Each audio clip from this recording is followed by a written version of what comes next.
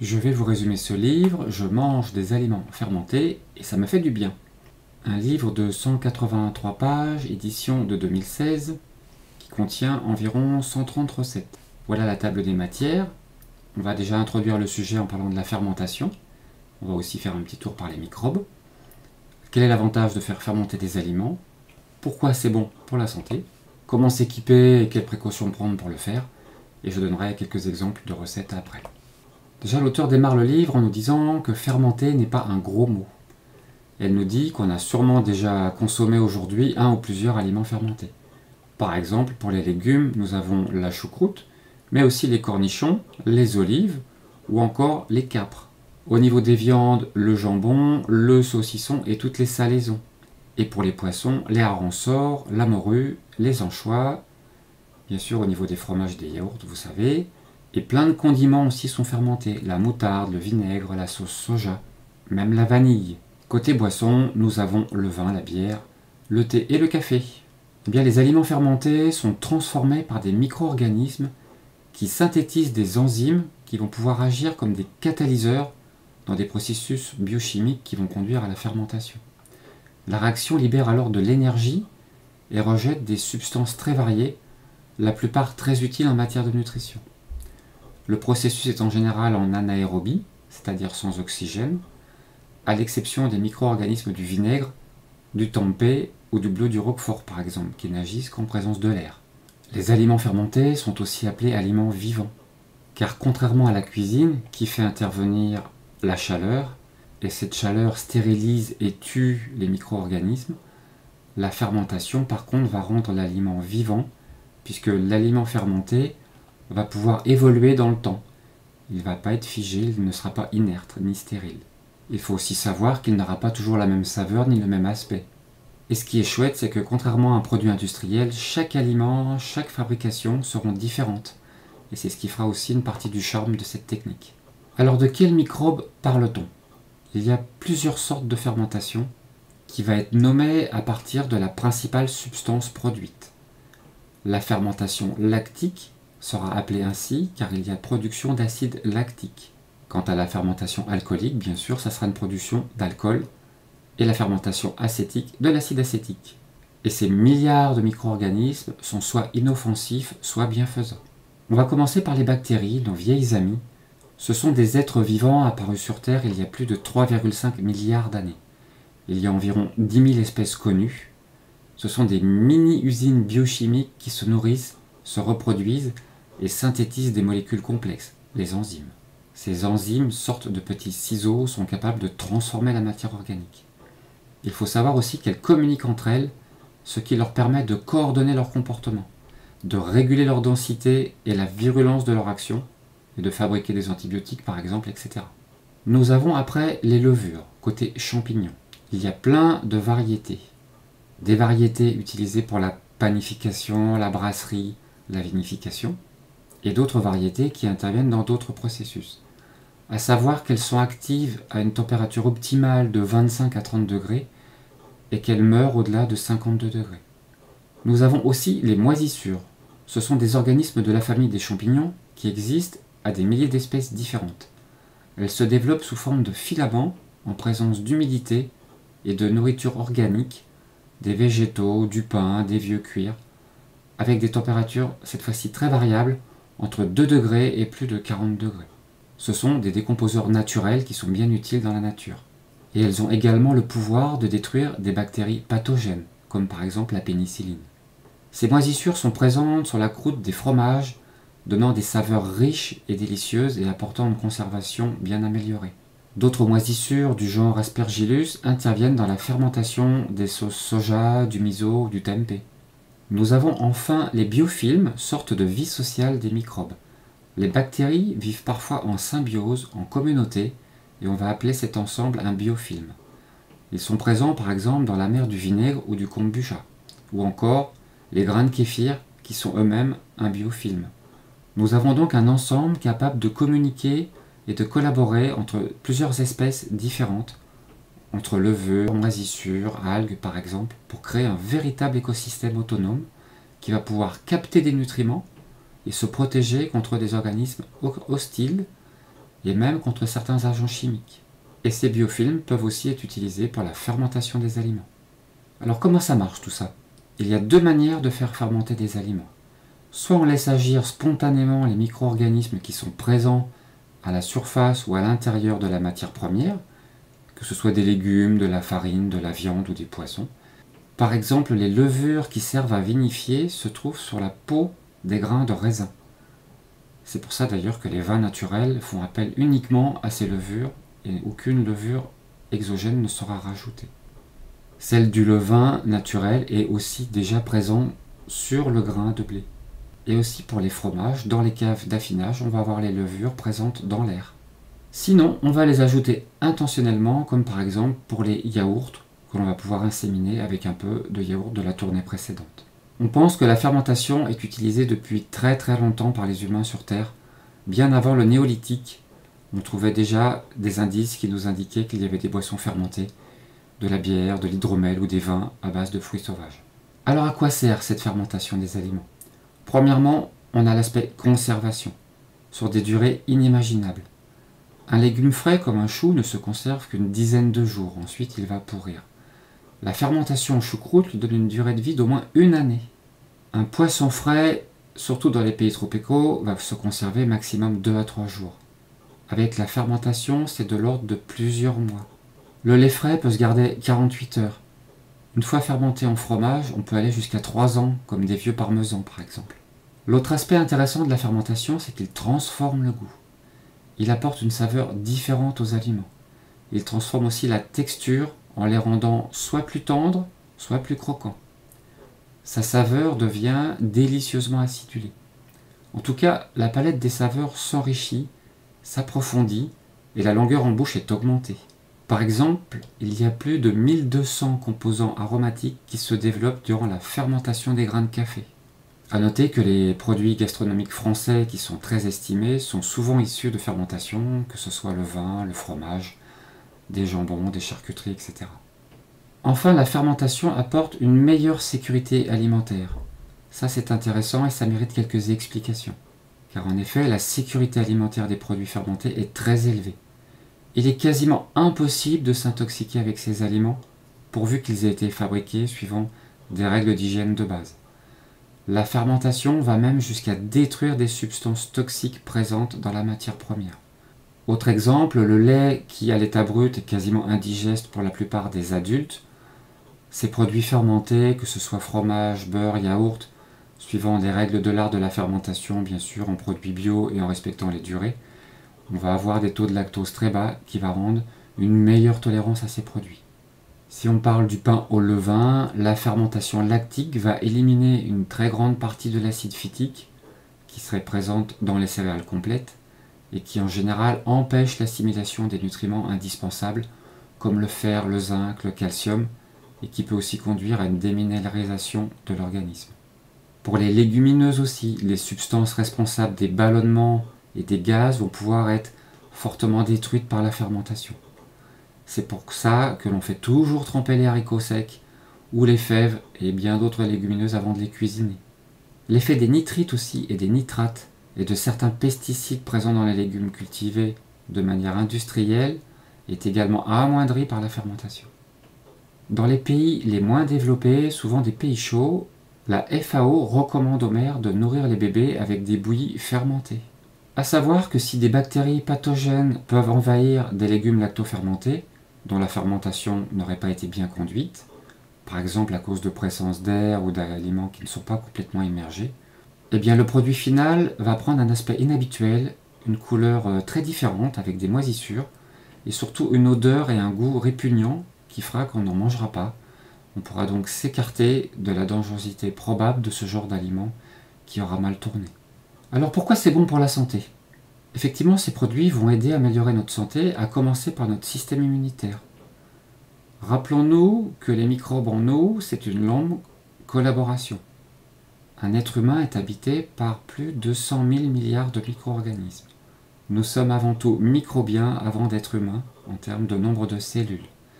Et sans ces hôtes, ce microbiote, nous ne serions pas en vie, tout simplement, et toute vie aurait disparu sur Terre. Il est un fait connu maintenant et démontré par beaucoup d'études qu'avec un microbiote déficient, nous tombons malades, nous résistons difficilement aux premiers virus venus, nous avons du mal à nous auto-réparer. C'est comme ça que les aliments fermentés vont pouvoir enrichir le microbiote en le diversifiant. En consommant des légumes lactofermentés, de la sauce soja, du saucisson, un peu de vin, tous ces produits, nous avalons tout naturellement des probiotiques. Une seule portion de 100 g de choucroute contient plus de lactobacilles qu'une centaine de gélules de probiotiques. Bien sûr, le message ici, c'est commençons par faire des apports par notre alimentation avant de penser à des compléments alimentaires. Et puis, les aliments fermentés sont plus digestes. Nous aurons un meilleur fonctionnement de l'intestin par l'apport de ces aliments. Les bactéries lactiques qui vont fermenter les aliments et qui sont présents dans notre flore intestinale jouent un grand rôle dans ce fonctionnement au niveau digestion. Ils participent à la régulation du transit et à la désinfection de l'intestin.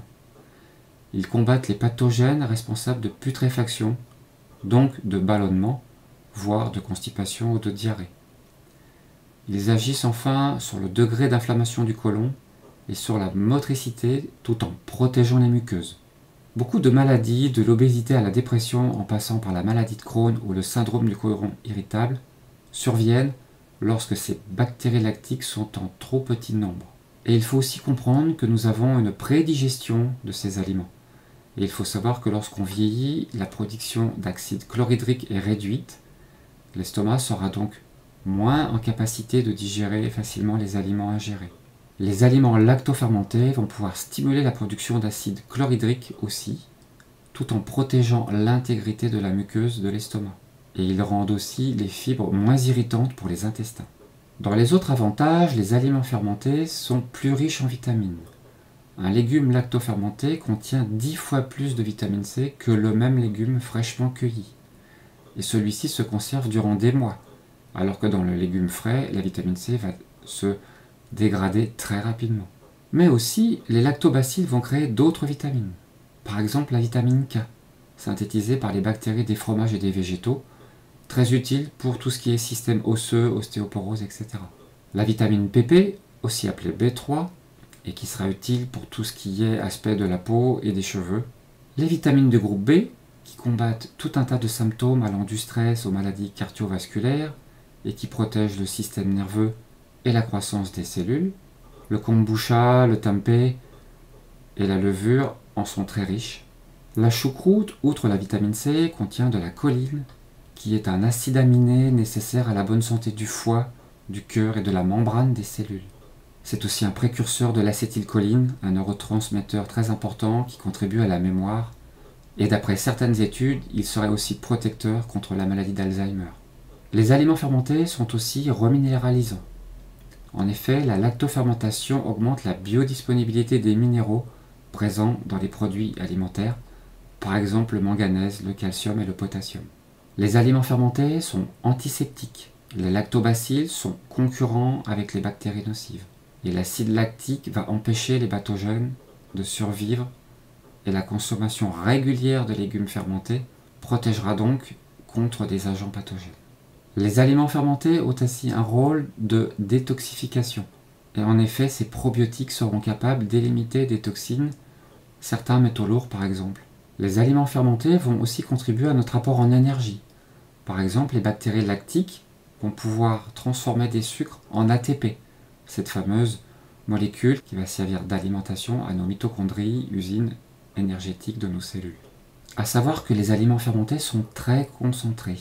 Ils sont une mine de bienfaits pour la santé, mais ils agissent mieux s'ils sont consommés fréquemment et en petite quantité. C'est bon à savoir. On remarquera d'ailleurs que pas mal de pays font des apports de petites quantités comme ça à tous leurs repas, que ce soit les chutneys en Inde, les achars à la Réunion, d'autres produits au Japon, aussi le kimchi en Corée. Comme toute chose, ne pas tomber dans l'excès, privilégier une alimentation variée et équilibrée, comportant suffisamment d'aliments crus, des aliments cuits aussi, et on peut avoir donc cet apport d'aliments fermentés un peu plus présent dans nos repas. Je pense que c'est un très bon conseil.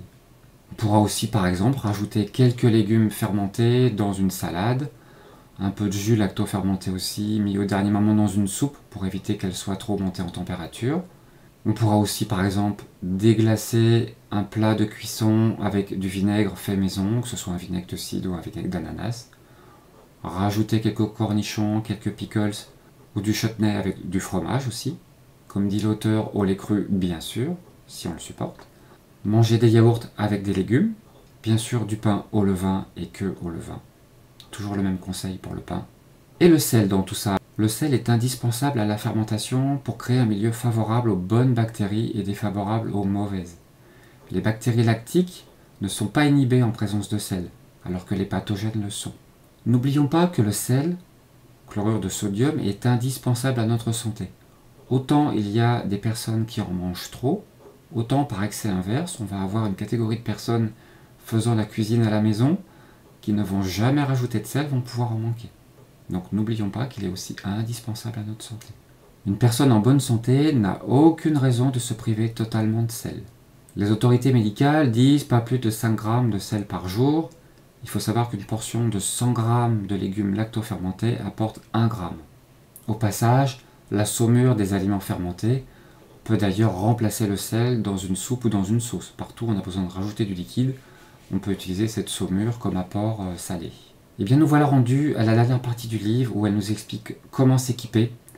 Par exemple, pour les légumes, il faudra des bocaux avec des joints caoutchouc de différentes tailles, des disques de verre ou des petites soucoupes pour servir de poids, pour garder les légumes immergés. C'est le point le plus important, le point fondamental. Il faut que tous les légumes soient immergés. Si des légumes dépassent et sont à l'air libre, ils vont pouvoir se charger de bactéries diverses et conduire tout ça aux autres et rendre vraiment l'ensemble immangeable. On peut essayer aussi de trouver des galets pour pouvoir faire un poids. Elle nous conseille une astuce assez utile, un sac de congélation rempli d'eau et bien fermé qui sera sur le dessus, permettra qu'il n'y ait aucun légume au contact de l'air. Et elle détaille aussi tout le matériel à utiliser pour fermenter viande, poisson, céréales, produits laitiers et aussi pour les boissons. Pour ce qui est de la propreté, elle nous invite à ce que tous nos ustensiles soient propres, mais pas besoin de les stériliser. Une information intéressante, elle nous dit n'utilisez jamais dans votre maison de produits désodorisants d'ambiance. Non seulement ils sont dangereux pour nous, mais aussi les microbes dont on pourrait avoir besoin pour la fermentation pourraient être impactés par ces produits dans l'air ambiant. Bien sûr, ne pas utiliser d'eau chlorée, prendre du sel brut, du sel de Guérande par exemple, un bon sel gris qui a plein d'autres avantages aussi. Dans les autres conseils, elle nous invite à prendre des légumes bio, frais, de bonne qualité, sans taches ni parties abîmées, et dans ce cas-là, elle nous suggère d'enlever les parties abîmées. N'oublions pas que le sel fait sortir l'eau des légumes, qui va du coup se retrouver assez submergée. C'est aussi pour ça qu'on évite de remplir les bocaux jusqu'en haut. Et la fermentation doit se faire très vite. En 24-48 heures, le liquide commence à se troubler jusqu'à devenir opaque. Petit à petit, il va s'éclaircir et former un dépôt plus ou moins grisâtre qui va tomber au fond du bocal. Ce dépôt est constitué d'impuretés, de bactéries mortes, etc. Il sera le résultat de la bataille entre les bonnes et les mauvaises bactéries. Le liquide va aussi devenir effervescent. Des bulles vont remonter du fond du bocal vers le haut et seront plus ou moins visibles. Le volume va donc augmenter, pouvant provoquer des débordements. Donc prévoir ces débordements en fonction d'où vous allez placer vos bocaux. La fermentation des légumes va durer en moyenne 2 semaines et les légumes seront alors prêts à consommer, mais on pourra les conserver beaucoup plus longtemps à température ambiante. Dans les règles importantes, c'est de toujours prélever des légumes avec un ustensile très propre, jamais avec les doigts et jamais avec un ustensile qui aura déjà été mis dans la bouche. Et là encore, elle décrit tous les détails et les précautions à prendre pour la fermentation des viandes, des poissons, etc. Ici, on voit un premier exemple de recette, donc c'est la saumure de base qui va permettre de fermenter les végétaux, donc de l'eau non chlorée et du sel gris. Ça sera la base de toutes les fermentations des légumes sous la forme immersion dans une saumure. Et c'est avec ce liquide que l'on pourra par exemple fermenter des betteraves rouges, comme ici dans cette recette, où on aura uniquement des betteraves rouges crues, alors quelques graines de coriandre ou quelques épices, effectivement, après à chacun de faire ses variations. Ces apports ne changeront pas la fermentation. Et dans le livre, on retrouvera aussi un renvoi vers toutes les recettes qui peuvent utiliser ce produit de base lactofermenté. Comme par exemple ce produit que l'on peut voir ici, que je hésiterai à prononcer, utilisé en Pologne où on va retrouver nos betteraves lacto-fermentées. Et on retrouvera comme ça dans ce livre différentes recettes traditionnelles de différents pays. Un apport intéressant puisqu'on va découvrir des goûts nouveaux. Et puis c'est une source de diversification supplémentaire quand on est en manque d'idées. C'est toujours assez intéressant, je trouve. Voilà, j'en ai terminé pour le résumé principal de ce livre qui est vraiment très intéressant car déjà, avant de tomber dans les recettes, on repart des principes de base de la fermentation pour mieux comprendre ce que l'on fait. Comme toujours, je pense qu'il est essentiel de savoir ce que l'on fait, de comprendre les principes de base. C'est toujours utile pour aussi se motiver à savoir le pourquoi on le fait. Il faut reconnaître que c'est toujours du travail. D'ailleurs, au passage, se regrouper à plusieurs maisons pour faire lacto-fermenter des aliments, c'est très utile. On va pouvoir minimiser les inconvénients et les préparations. On a bien compris tous les effets de cette lacto-fermentation. On peut aussi comprendre qu'on en fait de moins en moins. Bien sûr, c'est devenu une inutilité dans notre manière de fonctionner. Nous n'avons plus des grands jardins qui vont produire plein de choux, qui vont nous encourager à préparer de la choucroute. Mais ce que l'on peut comprendre aussi, c'est qu'il est très intéressant d'en rajouter par petites quantités assez régulièrement dans nos repas. Méfiance pour les produits lacto-fermentés que vous trouverez en bocaux dans les magasins, même bio, surveillez bien à ce qu'ils ne soient pas pasteurisés. Un légume lacto-fermenté pasteurisé n'apportera que très très peu d'avantages, puisque toute cette partie vivante va être détruite par la chaleur de la pasteurisation. Donc ne pas se tromper. En général, vous n'aurez pas beaucoup d'autres choix que de lacto-fermenter vous-même vos aliments. Il suffit de commencer par un petit bocal de choux ou de tout un tas d'exemples que vous pourrez faire à l'inspiration, faire vos tests, y goûter et vous motiver pour pouvoir en faire un peu plus.